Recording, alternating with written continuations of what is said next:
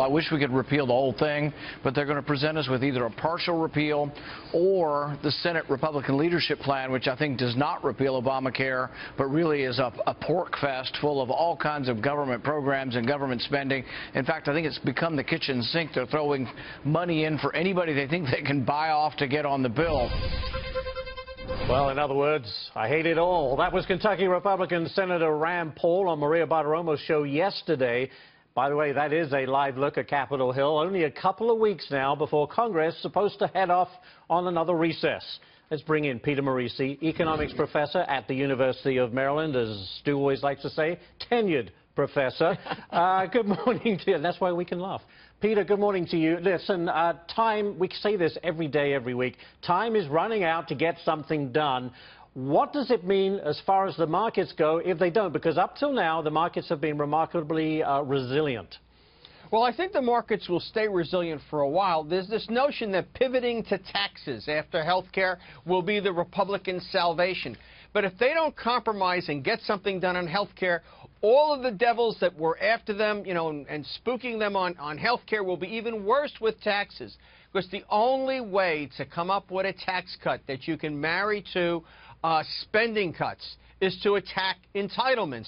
And we can count on Mikulski, Collins, and Caputo to go after that, to defend entitlements the way they would freedom of religion. And they're going to be in the same box. Entitlements are 60% of the budget, so there's no tax cut if you can't deal with that. So if you can't pass health care, you won't be able to pass a tax cut. And all of this stalemate, Peter, all this inaction and all the talk, what's it doing to the economy?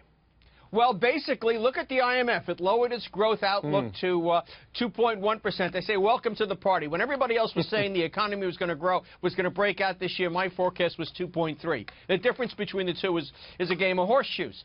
My feeling is this economy is going to continue on the path that it's been because we're still laboring under President Obama's policies.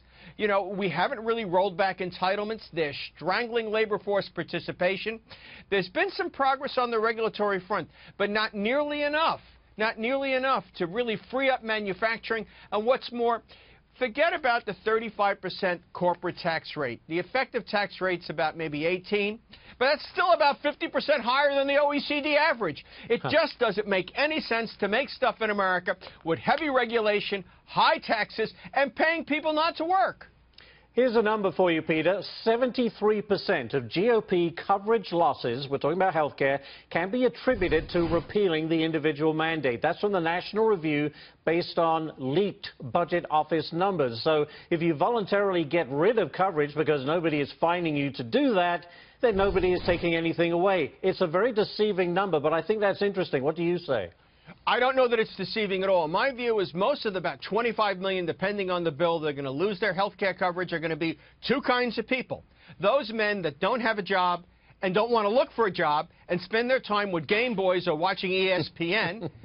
I mean, that's a real problem. I don't know why we should give them free health care, you know, Medicaid, and those young people who would choose not to buy into what is an overly expensive system. Yeah. You know, if it is true that over 70% of the losses are from basically young people who would choose not to sign up, then Keith Hall has some accounting to do for not publishing that number. I've always been very suspicious that the CBO, at the end of the day, is really a place for, you know, for statist bureaucrats. And at the end of the day, you can put a nominally Republican in charge, but you're going to get Democratic analysis. And that's what's coming out of that place right now. Also, what's the baseline? Keith Hall is assuming that Obamacare is going to continue to function as it is. If we do that, think about all the additional money we're going to have to put in. You know, the Democrats could get the White House and Congress tomorrow. They couldn't solve this thing any easier. The CBO has got some accounting to do if that number's true. What's more, there needs to be more highlight on the baselines it's using. Couldn't agree more. Peter, thank you so much.